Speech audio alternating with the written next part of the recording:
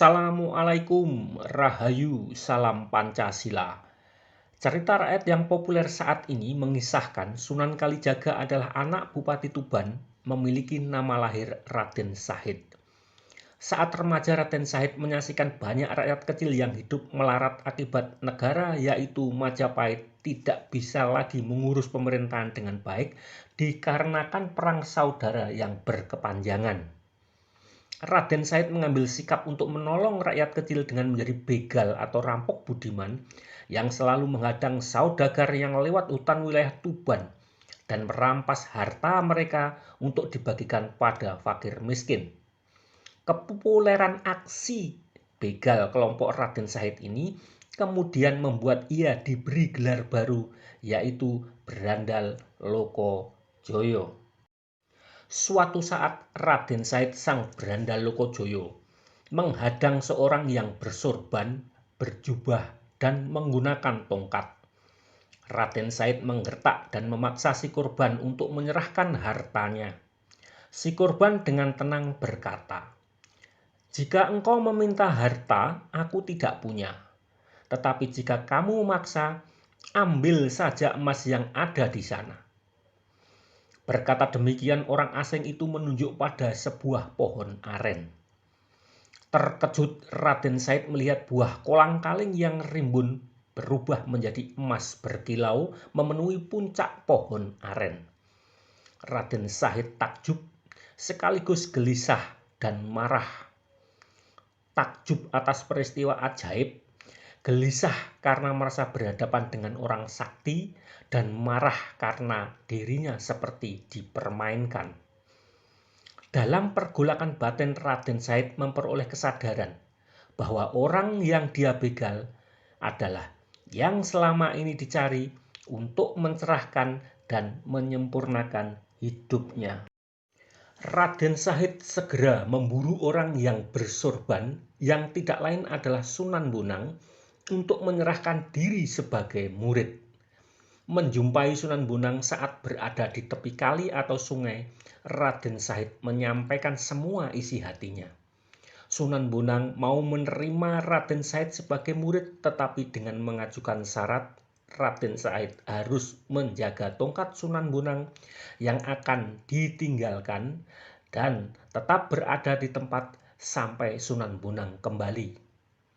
Sunan Bonang menancapkan tongkat dan melanjutkan perjalanan, sementara Raden Said duduk bersila menjaga tongkat tersebut.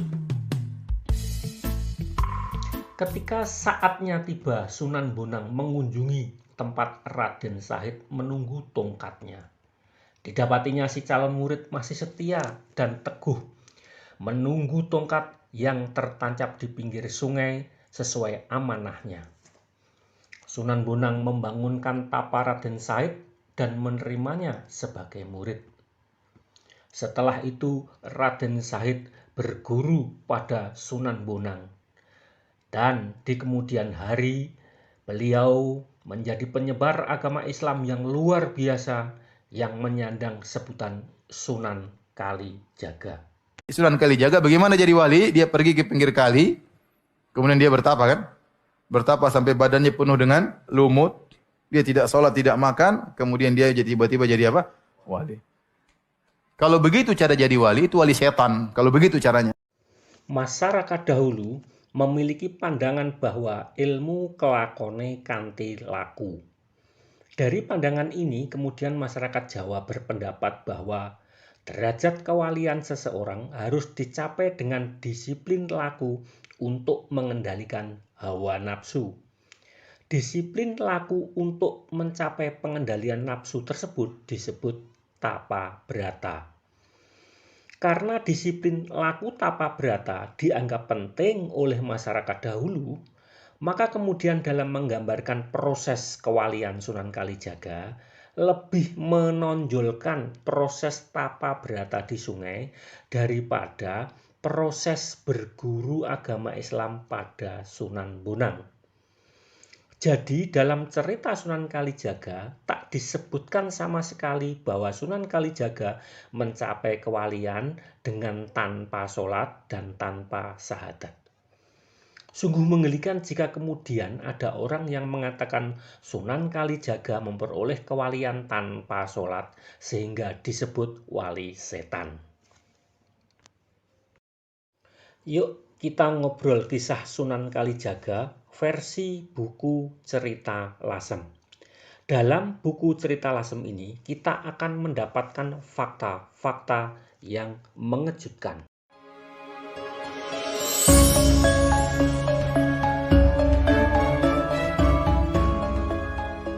Kisah kita mulai dari penguasa Lasem yang bernama Dewi Indu yang merupakan sepupu Hayam Wuruk Raja Majapahit. Dewi Indu bergelar Breh Lasem. Dari Dewi Indu ini menurunkan bangsawan-bangsawan Lasem dari generasi ke generasi.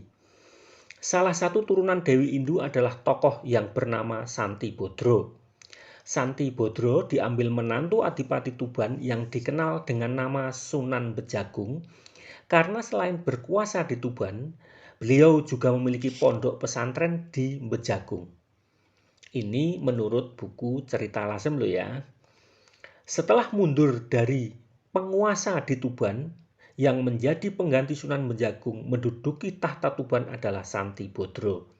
Tetapi Santi Bodro semakin lama tidak tertarik pada kekuasaan dan lebih tertarik untuk belajar agama Buddha di Majapahit. Akhirnya Santi Bodro memboyong istrinya yaitu Dewi Sukati ke Lasem meninggalkan singgasana Tuban. Santi Bodro dan Dewi Sukati memiliki 10 orang putra. Putra pertamanya bernama Santi Puspo dan putra terakhirnya bernama Santi Kusumo. Si putra buncit yang bernama Santi Kusumo inilah yang kelak di kemudian hari dikenal sebagai Sunan Kalijaga. Santi Bodro meninggalkan keluarga di Lasem, berangkat untuk mengabdi di Majapahit dan untuk menyempurnakan ilmu agama Buddha di saat Santi Kusumo atau Kalijaga kecil berusia 1 tahun. Ketika Santi Kusumo berusia 2 tahun, sang ibu meninggal. Santi Puspo, si putra sulung, akhirnya menjadi penanggung jawab penuh mengurus adik-adiknya. Santi Puspo sangat sayang kepada adik buncitnya yaitu Santi Kusumo. Dengan segala ketelatenannya, Santi Puspo membimbing, mengajari, melatih Santi Kusumo untuk memperoleh pengetahuan, keterampilan, dan moral etika. Oleh Santi Puspo, ilmu sang ayah yaitu Santi Bodro yang telah dibabar kepadanya diturunkan kepada adiknya yaitu Santi Kusumo. Sebagai dampuawang yaitu penguasa laut, Santi Puspo juga mengajarkan segala pengetahuan tentang kelautan, perkapalan, dan perbintangan kepada Santi Kusumo. Masuk usia 19 tahun, Santi Kusumo berangkat ke Tuban untuk belajar agama Islam pada sang kakek yaitu Sunan Bejagung.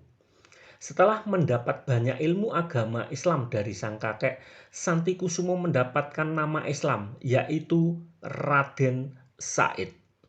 Selain mendapat nama Islam, Santi Kusumo mendapat tugas baru dari sang kakek yaitu melanjutkan belajar agama Islam pada Sunan Bonang di Lasem.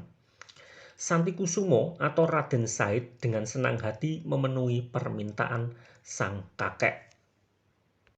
Saat berguru pada Sunan Bonang, Raden Said banyak mentransformasikan ilmu agama Islam dan cara dakwah sang Sunan Bonang menjadi lebih sesuai konteks kejawaan. Raden Said membawa keislaman pada ruang seni, ruang budaya, ritual budaya, dan filsafat Jawa. Langkah dakwah Raden Said ini tidak berkenan di hati Sunan Bonang. Langkah dakwah Raden Said dianggap terlalu menjawakan Islam. Raden Said oleh Sunan Bonang dianggap telah membegal dirinya.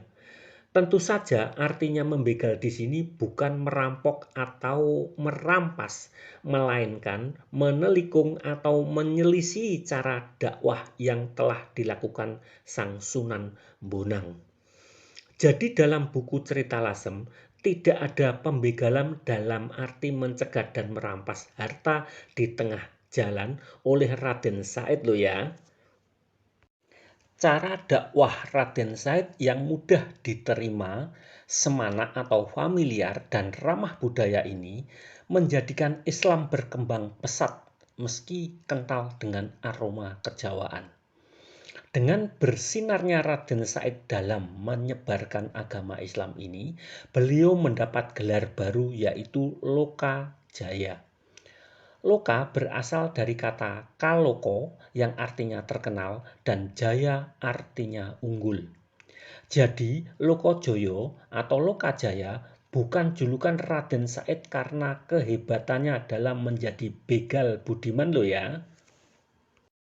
Dakwah Raden Said tidak dirasakan sebagai ancaman bagi kehidupan masyarakat Jawa, bahkan diterima sebagai pembaharuan yang positif yang tetap relevan dengan filsafat, budaya, dan spiritual masyarakat Jawa saat itu. Raden Said kemudian digelari Sunan Kaliyuga, artinya orang yang telah memberi suluh pada masyarakat Jawa yang sedang dalam zaman Kaliyuga, yaitu zaman kegelapan dan kemerosotan moral. Dalam perkembangannya julukan Sunan Kaliyuga bergeser pelafalannya menjadi Sunan Kalijaga. Dari pergeseran penyebutan menjadi Kalijaga inilah kemudian muncul cerita rakyat bahwa Raden Said bertapa di Kali sebelum menjadi Sunan yang bernama Kalijaga. Jadi menurut buku Cerita Lasem, Sunan Kalijaga tidak pernah bertapa di pinggir kali loh ya. Terima kasih sudah mengikuti ulasan kami. Sampai ketemu di ulasan berikutnya. Jangan lupa untuk like, komen, share, subscribe. Assalamualaikum, Rahayu, salam Pancasila.